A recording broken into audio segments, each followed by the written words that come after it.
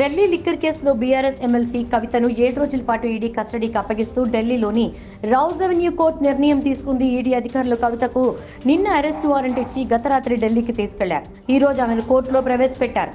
కోర్టులో వాదనలు ముగిసిన అనంతరం కవితను కస్టడీకి ఇవ్వాలని కోర్టు అడిగింది.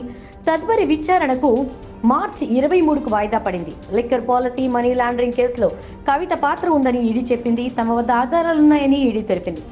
ఢిల్లీ లిక్కర్ స్కామ్ కేసులో మొదటిసారిగా 2022 డిసెంబర్ 11న కవితను సిబిఐ ఆమె ఇంట్లోనే ప్రశ్నించింది. 3 నెలల తర్వాత 2023 మార్చి 11, 16, 20, 21 తేదీల్లో ఢిల్లీలోని ఈడీ ఆఫీసులో కవితను విచారించారు అధికారులు.